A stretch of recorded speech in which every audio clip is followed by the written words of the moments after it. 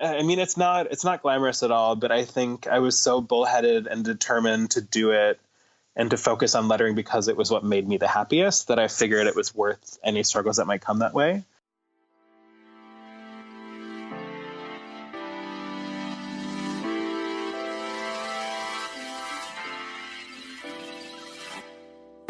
What's going on? You're listening to episode freaking 99 of the Perspective Podcast, and I'm your host, Scotty.D.Russell of Perspective Collective. This show is about carving out time to build something for yourself. I want to share what is and isn't working for me, along with sharing my guest point of view. Also, at the end of each episode, I plug a weekly dose of inspiration of someone crushing it in the community, so stick around because it could be you. This episode is brought to you today by our good friend and our homies of Tony Pepperoni at Industry Print Shop out of Austin, Texas. Industry is the authority in all things screen printing like apparel and posters. Their all-star staff will guide you through your order process and help you rock your vision from an idea to a tangible product. Check out industryprintshop.com or follow them at Industry Print Shop on the grams and get familiar with their work. Next week is the big one. Remember to sign up at perspective-collectiveteam.com for first dibs on all the new swag I'll be dropping that day. Public release will be at noon Central Time, but if you sign up for my newsletter team, you get a private access link at 11 a.m. Central Time. So you get it an hour early. You get first dibs on everything. I'm only letting this be known here. I'll shoot actually a few reminder emails leading up to the private drop just so you can be on point and ready to go. So far, I'm loving all of your episode 100 artwork. It's so dope to see it. There's still time to get down, so make something that has Perspective Podcast in it and the number 100 somewhere, and the rest is up to you. Go bananas, go buck wild, do whatever you want, but just make sure to tag me and use Perspective Podcast 100. That's the hashtag to use, and make sure just to tag my accounts, just to make sure I see it. That way I can credit you properly and reshare and show you some love. So thank you so much for being a part of this epic milestone. You have no idea how much this means to me, and I do not take it for granted. Thank you, thank you, thank you. Let's move on. So sometimes it takes a few attempts to figure out which passion path you should be following in life. You may have multiple interests, but not all point towards a fruitful future. For me, I bounced around between dreams of coaching football, personal training, tattoo artist, clothing brand owner, to logo designer. I had to spend a little time in each one of these dreams until I found the path I want to put some serious mileage into. And let's cue today's guest, Kyle Letendre, aka Hey Kyle, on the grams and pretty much everywhere in social media. And Kyle is this groovy magician casting spellbinding illustrations and lettering for some of the biggest kids on the block like Instagram, Jack White, and McDonald's, to name a few. He also does some public speaking. He teaches workshops and slangs some pretty beautiful merch.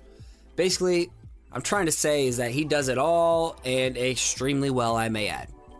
Today, Kyle and I chop it over tantalizing topics such as his winding road that led to illustrations and lettering, making the leap to full-time freelance, owning your story and what makes you, you, and how his name doesn't sound like it's spelled, and obviously his favorite pizza. You can find the show notes of this episode, along with a gaggle of Kyle's jaw-dropping work at perspective-collective.com/99, and I'd love to know what you think, so take a screenshot of the podcast episode you're listening to, tag me on Instagram at Perspective Podcast or Perspective Collective, or on Twitter. I'd like to be on there too, and let's connect. Let's go.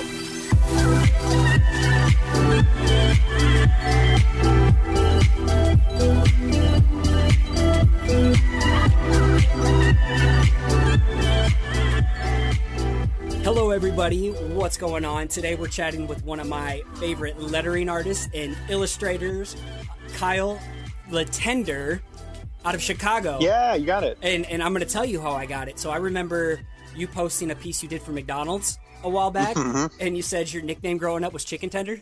Yeah. See, I pay my attention, I do my research, but man, how are you? Thank you so much for joining us today. I'm good. Thank you so much for having me. I'm excited. Yeah, we've had little mini conversations over the past 2 years, and I asked you a long time if you wanted to be on the show, and finally I got my shit together and got you on. It's okay. I had an extensive modeling career. I had to go on Top Model and get my life together. Well, and Doc Reed lit a fire under my ass to get you on here, too, because he had raving encouragement and support and great things to say about you from your AIGA talk. And you did a workshop as well? Yeah, I did. Oh, that's so sweet of him. Yeah, so he was pushing me to get you on the show, too. I'm like, I wanted to, but now we've made it happen. Yeah, I'll have to thank him. He's a sweetheart. The most supportive person, encouraging person I've ever met. Yeah, absolutely. For those who don't know, give a brief Wikipedia page summary about yourself. Sure. My name is Kyle Letendre. I'm a freelance lettering artist, illustrator, human bedazzler based in Chicago, Illinois. I focus mostly on doing expressive lettering, sometimes for packaging. I've been doing murals lately, just sort of anything that needs a big dose of personality through letter forms. It's been kind of my fun calling card. And yeah, it's been super fun. I don't know. I'm still in a pinch me phase where every day I get to draw for my dinner is kind of incredible to me. And I'm trying to ride that as far as I can. I love hearing that. And I want to get into more details about expressive lettering soon, because that's kind of like what I know you for. You're owning that. You're branding yourself as that. But a little bit more into your backstory. How did you eventually get into art and design and then later on lettering? Like, what was that early fix for you, that dopamine shot that got you hooked? It's been a weird and windy road. Initially in college, I went to actually a small school in Iowa. Which one? Simpson. Oh, that's my rival. I went to Wartburg. Really? Oh, no. No. I went there for a year and a half. I had a vocal, I was a singer, and I had a good scholarship for the voice program. And in high school, I was really torn. I wanted to do art, but there's no good scholarships for it. And I come from a pretty working class, lower middle class family that couldn't really afford. Yeah, so it's hard to pursue something that feels as extravagant as design or art necessarily. And I had been in choirs my whole life, so it was kind of what I knew best. And what I was most qualified for in terms of auditioning. But as soon as I got a decent scholarship for music, it was kind of like that was the decision made for me, which I liked. But being a French and singing major, I don't really know what career options there are for you, especially as like a big gay dude who loves to sing the Spice Girls. Like there's not necessarily a career in that, as much as I would love to believe there is. I was in Iowa for a year and a half, and then I transferred to Columbia in Chicago, still as a voice major. And Simpson's program is very opera-focused, which is not really my jam, but it's good context if you're learning music through a classical lens. But to go from opera to jazz, which is what Columbia specializes in, it was just a really big kind of mindfuck for me to go totally from one extreme to the other. And so I switched to design, and I never looked back. So it's been good, but lettering wasn't really a focus in any of my school programs. I kind of made the decision to switch into design because I looked at the course catalog and saw that there was an advanced type class where you would learn how to program a typeface. And that was the deciding thing for me. I was like, I really, really want to do that, even though all my teachers told me not to really pursue lettering. And I don't think it was really a thing that had a name. It was just kind of like doing type and focusing in on that would be shooting myself in the foot because it was too narrow a focus. How old are you? I'm 30. Okay, so we would have been in school literally at the same time. Okay. And I didn't even know about lettering, so you were well ahead of everything. Like I remember taking a typography class and dreading the Helvetica movie. Yeah, it's I mean, like I guess we went through college before Instagram was this big amplifier for the design community the way it is right now. And in a lot of ways, I'm really grateful. When I've taught students who are kind of just right out of college or in college still, they feel a lot of pressure because of all of that. And I'm so grateful that it wasn't amplified to that extent when I was coming out of college.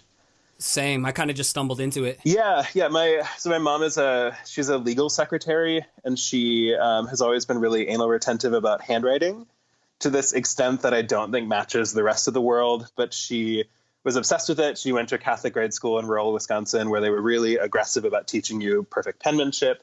And then in being a secretary her whole life, penmanship before the digital era was such a big thing too. So I grew up just kind of like really obsessed with it because of her. So it was always something that was important to me and fun to play around with, but never something I thought I could pursue professionally. Yeah, for sure. So did you grow up drawing? I assume you drew a lot and you illustrated a lot. Like illustrations were probably your main thing before you discovered lettering? I did and I didn't. I was in a really rigorous all boys choir from 5th grade until I graduated high school. And so all of my extracurriculars were pretty much music based. And I was kind of the artistic kid in the choir. So I would be drawing, but I wasn't ever really taking any art classes. All of my extracurriculars were music whenever I could take another class in that. Or later in French, I took classes at the University of Minnesota while I was in high school. So it's like all of my available wiggle room for art was taken up by other things. It still was something that I was really obsessed with. And I kind of got to the point in college where I was more excited to go home and teach myself Photoshop and Illustrator than I was to keep practicing. And that was kind of this like aha moment that I couldn't run away from. So I got to know then, it just seems like you were so raw when you just jumped into it. How did you elevate your skills so fast where you'd get into a job like Delicious Design? That took a minute. Explain the process from when you finally got into this, any other jobs that you had or any freelance which led you to Delicious Design League, because they're absolutely monsters in the work they do. Yeah, they're so talented. And I have tremendous imposter syndrome to begin with. And going to work at a place like that where they're just virtuosos just kind of set gasoline on my tire fire of insecurity. But it was a cool place. But when I graduated, I had a really hard time finding my first job. In Chicago, the market is really advertising agencies. And it's kind of, especially then, they weren't looking for work that was more out of the box. And my portfolio was really kind of bullheaded and had a lot of lettering in it because I was just so obsessed with it. And because, frankly, it's what I was better at than a lot of hard design skills. So I kind of thought that I could get a job that way. But I think looking at it now, all of those creative directors had a hard time seeing that really niche skill set applied to a day-to-day. Were they looking for like the safe production artist kind of style of layout? Yeah, or art directors that were really good at maybe showing proof of concept and photoshopping things really neatly and gridding things out, whereas mine was kind of more experimental. So it took me a year. I worked in a coffee shop and adopted my cat Roger and had a good year of just trying to apply everywhere I could. I think I had something like 40 interviews in the first year and didn't get a single one of them. It sounds exactly like mine. It took me 3 years. Damn. See, I feel less alone in that it's like, I think there are more people that went about it the way that we did than maybe talk about it. And it doesn't make you invalid for going that way. It just means maybe you're not at the right place at the right time with the right book that they're looking for. It feels defeating though. I almost threw it all away and quit. Yeah, definitely. I was really ready to move to Denver. I had some friends there and I was just kind of ready to relocate. But my first job was at a startup that sold ad space on 2 TVs in food courts in malls. It was really, really grim. Random. Yeah, it was weird. And it was up at the airport, so it took me an hour and a half to get there and an hour and a half to get back into the city. So it was, I don't know, I think so much about how creative directors, especially the first one to hire you, really, they have to take a chance on you. And I'm so grateful that my first creative director, who was this super friendly Greek guy named Yanni, just saw something in me, either that I was irreverent and goofy or he needed some lettering or something. I don't really know why I got that job, but I'm so grateful that I did. And it wasn't glamorous, but I kind of got paid to learn a lot of the skills that I don't think I necessarily had before. And because I had an hour and a half commute, I was just drawing the entire way front and back just to get more time to sort of beef up my portfolio. But also because I was a transfer student, I just had this awareness that I was operating at a deficit compared to my classmates. I was a couple years older than them, and I was trying to go through this quicker because I was running out of loans that they would give me at this point. So I've just kind of always had that side hustle mentality. But I stayed at that mall job for a year and a half. And then I moved around to a couple small studios in the city. One was Superfly that puts on Bonnaroo and Outside Lands. Awesome. And I stayed there long enough for when they were redoing their logo type, and I got to redraw their logo, which was super surreal and cool. And then a couple years went by where I worked at another studio in town, and eventually Delicious reached out to me via Instagram. Oh, you got headhunted. Yeah, it was really surreal. I already kind of shoved my phone in my boyfriend's face when they followed me on Instagram. Which, Instagram is meaningless and temporary, but I was still really excited. I do the same thing. And I mean, your wife is not in design, right? No, she's got her own creative gene, even though she says she doesn't. But now I've trained her where she can we'll drive along the highway and we'll see a shitty logo, and she's like, "Oh my god, they need to fix the kerning between those 2 pairs of letters." I'm like, yes. Once you teach people kerning, they can't unsee it. Yep. But especially like when you're showing your partner who doesn't do design, maybe it's not as meaningful. But I was like, holy shit, this studio that I had really looked up to in college had reached out to me. And so I did some freelance for them when they were doing something for Bud Light. Bud Light like took over an island in California, I believe. Yeah, I remember that. Yeah, so they did all the wrap graphics. They basically covered every storefront with a mural or some kind of goofy concept just for the weekend. And it was Delicious was like 5 people at that point, and it was a workload for maybe 20 people. So they just reached out to anyone in their network and said like, hey, do you have time? And so I called in sick for my full-time job that I had at the time and just worked on it during the day and at night. And I have never felt so anxious in my life, being able to do work for people that I respected that much and just feeling like I wasn't up to snuff. But luckily they liked working with me, and they made an offer like a month or 2 later for me to join them, and I did.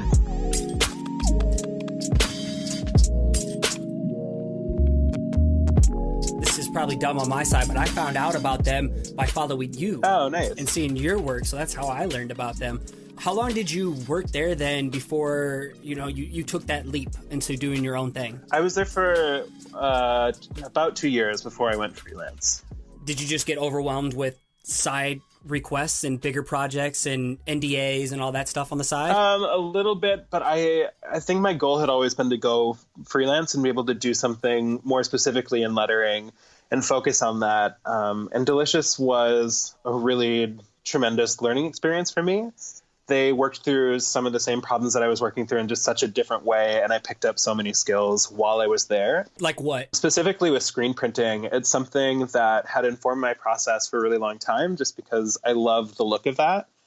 And so, I mean, to this day, the way that I build color palettes is like this color multiplied on this color, and the thing that they create together, like that's basically all I can do for a color palette, because despite being a colorful personality, I'm really bad at color theory. And overprinting and misregistration and all of those sort of things that happen by accident when you're screen printing, I think are really exciting and really cool. And getting to do that and work with printers in-house was really exciting. So learning how to separate those files, learning how to do things really from a gig poster background was really helpful, because that's what the studio was founded on. So they have a scrappiness to them that I really appreciate. Of like, we can do this, we can figure out a way. And there are just a lot of kind of workflow things that I picked up just watching them work. So it was really exciting. But I think just like any other time that I had learned or decided to move to another job, I kind of felt like I had tackled all the challenges that were there. Hit a ceiling in a sense? Yeah, I felt like I had learned all I could in a sense. And I don't know, I also was feeling really ambitious in a way that I was trying to steer our projects with putting together these presentations and really going about it a certain way that I felt like maybe I would be stepping on toes, and I just was kind of ready to try it on my own and see how that would go. So what made you take the leap then? Like for me, that would absolutely terrify me. Plus, you know what private student loan debt looks like for me too. So I have that burden. Yeah, it's real. I don't know. I got to the point where I had enough side projects that I felt like I could be doing this on my own. I needed to find a couple recurring clients. Retainers, yeah. Yeah, people that had needs throughout the year. So I had a client that was doing packaging, and they had a couple new products every year. And so I knew that they would need lettering and some illustration for that a couple times, and tried to work out what I could rely on in a way. But I had also been taking on nights and weekends gigs while I was at Delicious and every other job, just because I'm a workaholic, and that's the only way I can validate my self-worth. Do you get in trouble with your partner for your workaholicness? Not too much. He's pretty understanding because I've been doing that since we started dating. But he's also a high school teacher, and there's a lot of after-hours work that comes along with that. Oh, lucky you. Yeah, so I got really lucky that we end up having to do work, and we can do that on the couch while rewatching Project Runway or Drag Race or something together. So I got very lucky in that way. Yeah, my wife has to keep me in check, especially with the little one here now. It's like I gotta be very, very conscious of it all. So has there been any troublesome times? What are some things that you're dealing with going full-time? Because everybody's just like, I can't wait to go full-time, but they don't realize, the hardships that come along with it. Yeah. Have you dealt with that yet? Or is it still like on a high? It's been a lot of things for sure. It's definitely a roller coaster. And I think sometimes as an industry, we glamorize freelancing and working on your own in a way that doesn't really feel healthy to me. Yeah, that's exactly how it comes off. Yeah, there's so many things that you get when you're working in a studio, from networking with people and getting to follow them through their careers, watching people work through the same problem next to you on a computer and see how they tackle that problem, benefits and healthcare and your 401k. Those are all things that are really valid, and there's nothing wrong with staying at a job to keep those things. I would actively encourage people to do that because it makes so much more financial sense in a lot of ways. I mean, it's not glamorous at all, but I think I was so bullheaded and determined to do it and to focus on lettering because it was what made me the happiest that I figured it was worth any struggles that might come that way. For me, the struggle that I feel right now is how isolating it can be. And that's that's the thing I'm trying to work out right now. Well, and I know you have some killer creatives around your area, like Áine and Jenna Blazevich. Yeah, Chicago has some really good lettering artists. And I really love how scrappy and DIY they are in a really good way. There's kind of nothing that'll get between Áine or Jenna. Or Shelby, who's a sign painter. Her Instagram is Smelby, and she's like my favorite person in the world. But there's like a communal scrappiness that I really appreciate. But what also makes it hard is that we're all doing our own thing and going at 100 miles an hour, that it's sometimes hard to overlap and get to see each other. I see you guys have like a drink and draw kind of thing every once in a while. Yeah, we're trying to do that more often, but it was so much easier to coordinate that when we all had full-time day jobs, and it was just a thing we could do at night. And the last time we had one, we had like 85 people there, which we didn't expect. And it was kind of just That's wild. Yeah, it was crazy because it used to be just an excuse to like see your design friends and have a beer and draw on some butcher paper. So we're trying to figure out what that looks like going forward and making it a more regular thing. So really, it's kind of hard to turn off the switch when you do your thing full time on your own, huh? Yeah, it is. It is. And I when you're freelancing, especially, I love to travel and I love to have cute shoes or whatever. But it's easy to just say, yes, I'm going to take on another thing because, that's helping me to get to Thailand or it's helping me to do whatever. So I have a really hard time turning it off. Are you a very schedule oriented task kind of person, or do you kind of just wing it when the muse hits you, you're about to jump into this project, or you just jump into it and you find the motivation as you work? I know. So I have times of the day that I feel more productive during. I've always been a morning person. Same. Yeah, that's good. Sometimes it gets shit on a little bit, but I don't know. It's just kind of always been the way that I was. But especially having a partner who's a teacher, his alarm goes off at 5:30. So I'm usually up and at my computer at 6. You get to work while the whole world is still sleeping. Nobody else is there. It's like force their priorities on you. Yeah, and it's kind of like the thing I learned when doing road trips, where I feel like if you start driving earlier in the day, it feels like you can do all of your driving, and for some reason the same amount of hours feels like it takes up less time in the day or in the morning than it does in the afternoon, for me at least. So I like to just sort of get ahead of it and kind of get going so that I can kind of get those stresses off my plate a little bit.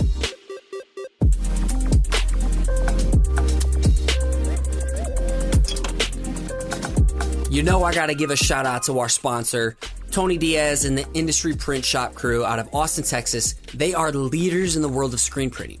They work with juggernauts like Draplin, Morning Breath, and James Victoria, just to mention a few of them, and they want to make cool shit with you too.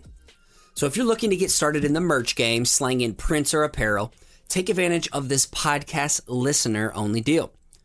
When requesting a quote at industryprintshop.com, mention promo code PERSPECTIVE to receive free screen setup up to $120, or get 100 free 3x3-inch die cut stickers on any new minimum order placed. Say you have a 4-color design. This promo code literally saves you $120 right there in screen setup. Or get the stickers and leave your mark by plastering 100 of your designs all across the world. Leave your mark. All right, it's up to you. Either way, it's a win-win. You can also stay up to date with their new work they're slanging at Industry Print Shop on Instagram. Again, get that new quote at industryprintshop.com. Mention promo code PERSPECTIVE. You'll thank me later.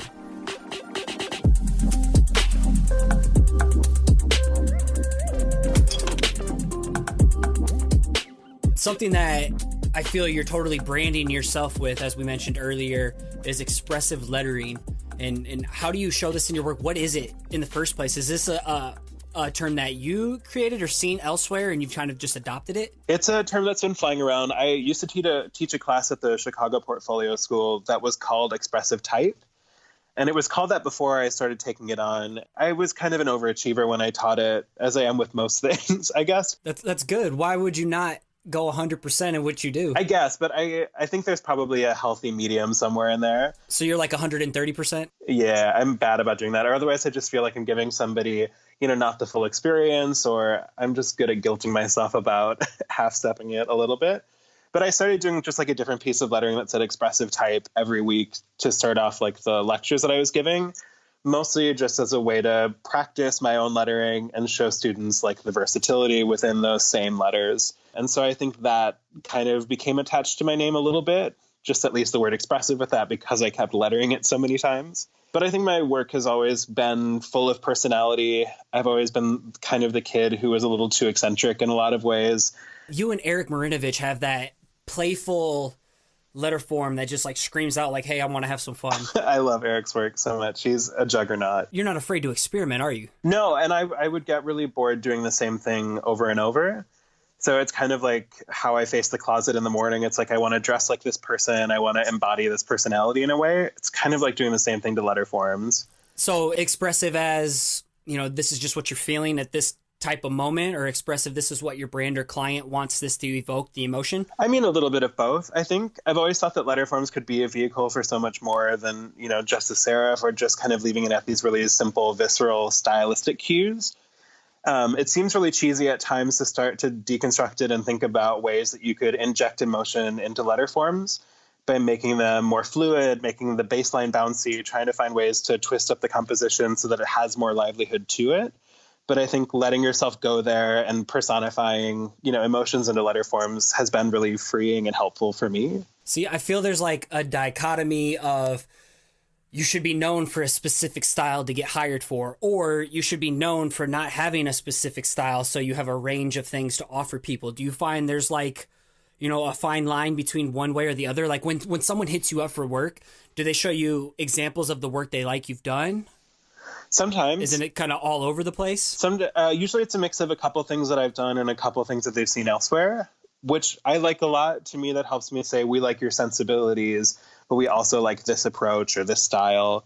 So showing a mix of those. But in terms of having a unique style, it's something I struggle with in a sense. I always feel sort of like lesser than, especially in like the design Instagram. That's how I feel too. And people say the same thing about me. But as I'm looking through your Instagram right now, oh no, everything is awesome. Like each post is different, but it all has that underlying expressiveness and color palette. So, I mean, your letter forms may be different, but there's still kind of that ingrained Kyle-ness in each one. I think there's a sensibility, and I think maybe that's more what I champion more than having a specific style. I think mine are always going to be loud and full of personality. They usually have bottoms that are rounded. A friend of mine calls them porno scripts. I like round bottoms. Yeah, it's a fat bottom script, which I'm totally happy with. It mimics me in that way. Yeah, I don't know. I mean, having a sensibility and I'd rather be known for being someone that is willing to take personality and drive it into letter forms and be experimental. That feels better to me and more sustainable, because I feel like I would burn out on doing the same type of thing over and over. You seem very modest, so I'll brag for you. Oh, no. Let's talk about your expressive lettering book that has sold out like hotcakes twice now. Yeah, that was wild. And that's part of your workshops that you teach, right? So if anybody's looking to hire Kyle and bring him in for speaking in workshops, this is where you can sell yourself. Yes. Yes. I am very bad at talking about myself, especially in work. I'd rather say I'm like a bag of mashed potatoes with googly eyes than have to talk myself up. But yeah, the workshop and the workbook, it was I don't know, I'm really humbled by the reception to it. I really am. It's something that I put together for my first workshop that I did in Charlotte with Doc Reed through AIGA, which was really great. And I just put it together because I'd been teaching this class on type, and it wasn't specifically focused on lettering per the school's requirement. They have a lot of art directors in there, and I think the school's focus is more on trying to teach them how to use type in expressive ways or out of the box ways. So we do a little bit of lettering, but it's not the full class's focus. So it was nice to be able to focus just that corner of the class into a workbook and sort of combine some of the materials I'd worked on before and a whole bunch of new ones just to sort of put it together. But it was sort of informed by my anxiety of feeling like I don't want people to come to this workshop and feel like they haven't gotten their money's worth or haven't gotten the full experience. And knowing that I could get nervous or we might run out of time, at least this was a leave behind that they could read further that would have much more information than we'd be able to go through in class together. I remember you sharing the process, I believe, on your stories or anything, and I saw it, and I immediately hit you up saying if you had extras, let me know, and I'll buy one. And you finally hit me up, and I went and swooped one of the last ones on your Etsy page. Yeah. I got to ask real quick, how much time did you put into that? Just guesstimated off the top of your head. It was a lot of time. I know that I probably there were 2 solid weeks where that's all I worked on, and probably 3 weeks before that where I worked on it 20 or 30 hours a week. Just from wanting to make sure that it had illustrations that felt unique, that it was worded and approached correctly, because I knew that the people that would be interested in buying it outside of the workshop and at the workshop had a diversity of experience and how familiar they would be with letter forms. So I wanted to make sure that somebody who had never done lettering before felt like it was approachable for them. And hopefully for people that have been doing lettering for a minute, it felt like it could be a method of reapproaching some of the same problems, or, maybe just a collector's item in that way. Because I love collecting old trade books that sort of walk that line of being instructional, but also really casual and personable. Yeah, it's very fun. The illustrations in this are insanely awesome. Like just the X-ray on the front of it. I had a lot of fun with it. And a lot of that has to do with the typeface that I picked up for it, which was Kyle Wayne Benson's Gooper, which is based kind of like off of Cooper Black, but it feels melty and really beautiful and lush. So I'm really lucky that I found a typeface that was like absolutely perfect for what I had in mind. Yeah, and those round ball terminals and everything, it's looking great. Yeah, it's got so much personality to it. And it's like $30 on Future Fonts. It's a steal. Steal. Add it to the list. Yeah, I'm not paid for that promo. It's great.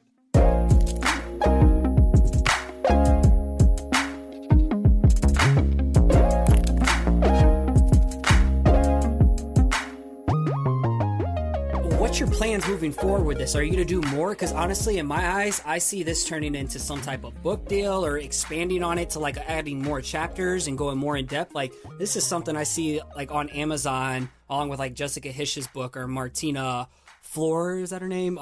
Yeah. Oh, she's so good. Yeah. Like I see this on like that level of people wanting to sink their teeth into this.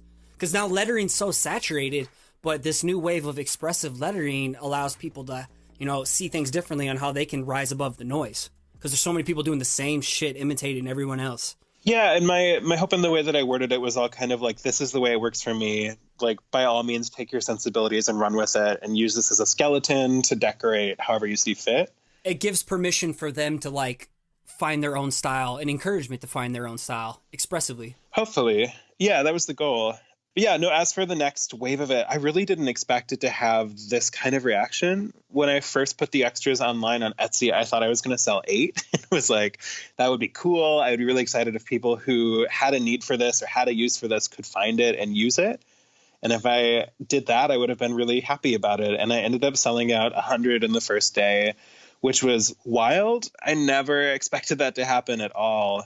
So I'm a big believer in doing more of what works. So when you find the overlap, the secret sauce of something you're good at, something you enjoy, and there's a market for it, like milk it. Yeah, like hold on to that train.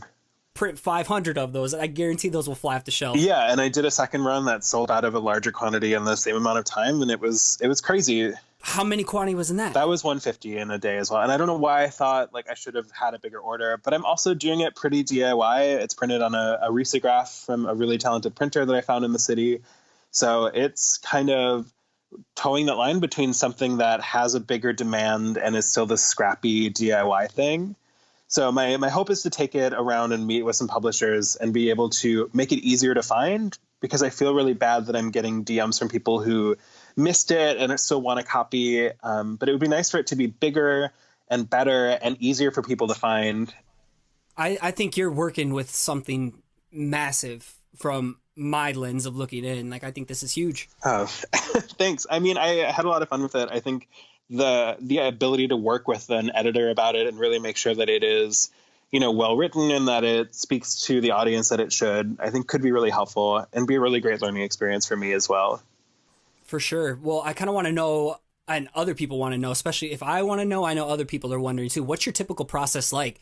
Are you on the whole iPad phase? I know, are you Cintiq and AI? You do all your work in Illustrator for the most part? Well, yes. I just got an iPad Pro, but I had been using a Cintiq before that. Welcome to the cult. I mean, I just felt like I was always in the same corner of my apartment and I could never leave. And I mostly got my iPad so that I can do sketches at the park or in a museum or at a coffee shop and just leave the house. Procreate? Yeah, that's what I've been using so far. And in terms of client sketches, which is all I've been using it for, it's totally perfect for that. It's amazing. Yeah, I've really enjoyed it. I love the mobility of it. It's great. I had to take a really long bus ride this week to go to like a dental appointment, and I could just take it along and keep working and not feel like I lost my day. So, but then you like take your sketch into Illustrator, and that's where you'll go and finesse it and use your Cintiq from there. You keep pretty much everything vector. I don't know if I see a lot of Photoshop stuff. I've done some, but mostly it's vector. I don't know. For so far, all the client work that I've had since getting my iPad has been vector. So I've just kind of kept with that so far.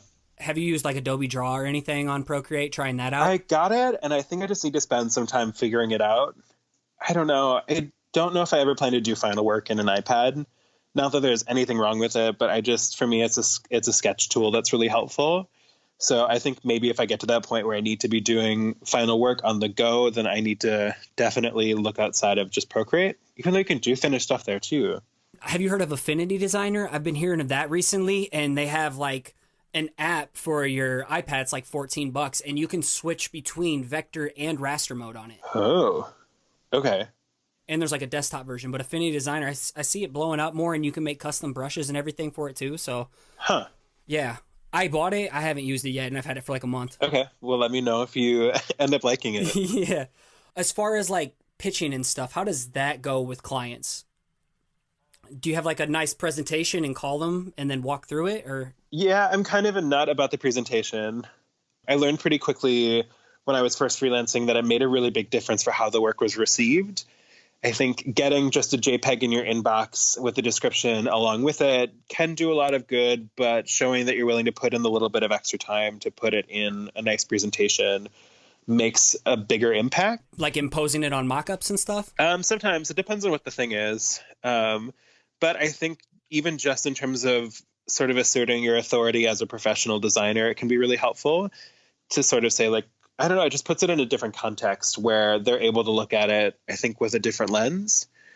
And I think sometimes training your clients to view it that way can be really helpful, at least in terms of trusting your talent and your history as a professional designer. But yeah, no, I have a deck format that I usually send along that keeps everything together. I also learned that sometimes a lot of these things get forwarded around. And so if you're doing everything within the body of an email, sometimes it'll get chopped up and it'll get lost in the sauce, and you kind of aren't able to fully tell your vision the way that you want it to be. So a PDF is the way to go. That's the way I've been doing it. And it's been really nice for me. And I like the writing aspect of it. I really kind of covet my client relationships and having a good rapport with them. So being able to make sure that they're seeing this my way with kind of my anecdotes alongside of it is really helpful. Do you inject that playful copywriting that you have in the book? I try to. I try to find a mix of something that's informative, but also shows that I'm goofy. People, especially who haven't worked with designers before, can be really intimidated by the prospect. I never want to appear in any way intimidating. It's just it wouldn't be valuable for me. I want to make sure that it's an approachable interchange, that it's a conversation that they are a part of as much as I am. So demystifying some of that verbiage is really helpful instead of just being all brass tacks and really cold writing. I live in the corporate world for the day job, and I feel like everybody's just so, I don't even know, dry and blunt. And so I like injecting a little bit of playfulness in my stuff and sending GIFs and memes around too, just to loosen things up. But yeah, your writing is phenomenal. Oh, thank you. I mean, it's just fun. I don't know. I think that there's a need for that sort of dry approach, and there's definitely venues for it that make more sense. If you're looking for the branding of like a heart health foundation, I'm probably not the right person for it. For sure. At least in something that needs to be really sober and serious. But there's also, I think, there's validity to somebody who wants to be a little bit goofy about it, and the right clients will seek you out because of that, because of the comfort they feel in being able to joke with somebody. I just really like to demystify it and take down the wall and reassert that we're just two people working on this thing together. I think it's better for relationship building long-term with clients. Yeah, definitely. I want them to enjoy working with me. So I try not to go to the point where I'm just like sending too many jokes, but I think a little bit of lightheartedness is always appreciated. Totally agree. So before we go into rapid fire question, this is one question I ask everybody. So what's one piece of advice you give to a creative at any stage of life who struggles starting or sticking with it? Ooh, I would maybe task them about doing some self-development in terms of figuring out what drives them in a creative way. I had somebody refer to this idea as a visual heritage, and trying to figure out what about your life has led you into a creative field in the first place. For me, it had to do with like Spice Girls, honestly, and kind of like goofy 90s graphics, looking through my parents' like 70s records and finding all of this sort of visual language that I wasn't necessarily familiar with at first. And so when in doubt, I kind of returned to those things. I think doing the homework to sort of figure out what drives you in the first place can be really helpful to return to when you're feeling frustrated, but also to remind yourself that you're kind of your own taskmaster. You're kind of your own professor and student, especially as a freelancer, so to sort of remind everyone to keep an objective eye as much as possible on your work. I hate my work wildly, just in the sense that because you make it, you can see all of the problems that went into it and all of the imperfections. And I think it can be a really tight line to toe that so that you're not totally lost in despair and hating your work, but trying to keep like a positive motivational side of that and say like, this is better than what I did last week or 2 years ago or whatever it is, to kind of keep reminding yourself that there's more to grow regardless of how long you've been doing it is, I think, helpful and hopefully add some humility to the process. Yeah, for sure. Awesome. All right. So rapid fire now. If you were on death row, what would your last slice of pizza be? Okay. I'm going to be sacrilegious. As a Chicago person, it wouldn't be Chicago deep dish. I would go for like a nice pepperoni where it gets really nice and crispy from being like under the broiler with banana peppers. We need to have a slice of pizza sometime. I need to come and visit. And I want to see some pizza artwork. I got your Chicago hot dog over here on my wall. I know. I need to maybe do like a melty cheese one with all of the deep dish layers or something. You got podcast artwork if you want. It's true. All right. Where do you seek your inspiration online and offline? I think you kind of touched on it, but you more from an approach of what drives you. I try to be really conscious of what I'm consuming online, because I think if you're staring at design too much, it can sort of feel like you're just doing insider baseball and maybe not bringing anything new to it. So I try to diversify what I'm looking at. I get a lot of inspiration from textile design and fabric. There's a lot of really fascinating textile artists that I love following on Pinterest and on Instagram. I also love found signage out in the real world, like paper signs at the grocery store. There's a bodega around the corner that has these beautiful paper signs. And I think seeing like real tradesman approach to lettering is really refreshing for me. What else? I'm super inspired by Project Runway and shitty reality competition television shows. I feel like I had a mental Tim Gunn in my head the whole way through college, who was like trying to tell me to stick to my guns and make it work and get through it. So I think as mindless as those shows can be, they were really empowering for me, especially because I got to see a lot of really talented like gay people on TV that I hadn't seen before. And they were all celebrated for their eccentricities and empowering. Yeah, it was really cool. And it's just like, it's good TV. I have no shame. Yeah, no, you own it. Yeah, I have to.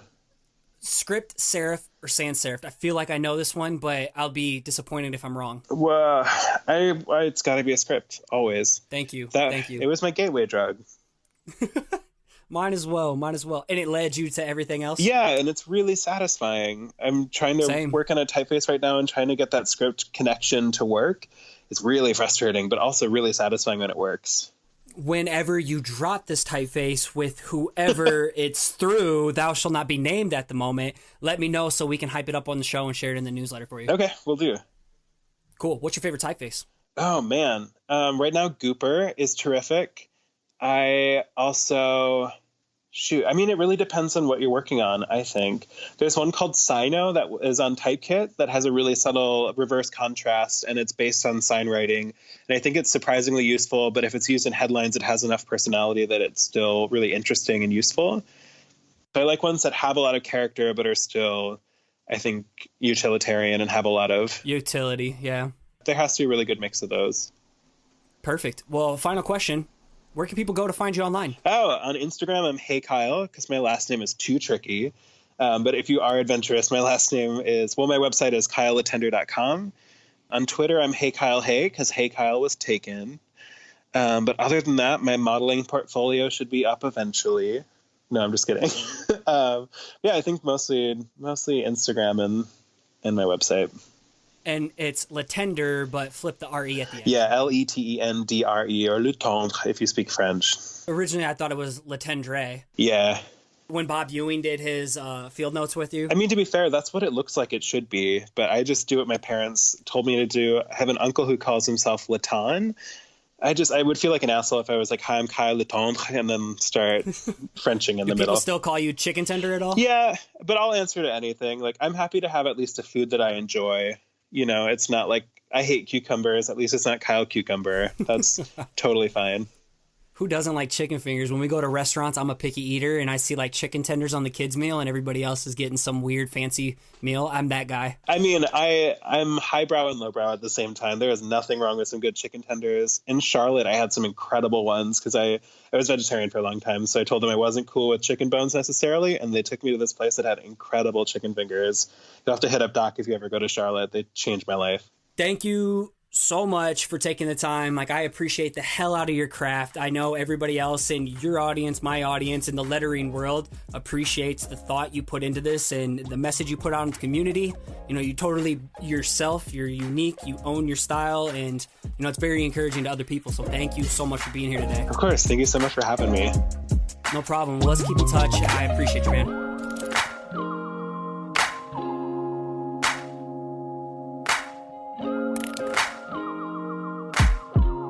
So there you have it, PC family. We got Kyle, Chicken Letendre, folks, and his illustrations and lettering are finger-licking good. Yes, I said that. Yes, that was dumb, but that's okay. I'm going to roll with it. So I've been drooling over Kyle's work now for, I would say, probably 2 years easily minimum since I discovered him through Bob Ewing. And it's just been an absolute honor and a pleasure to finally get to know him and his story.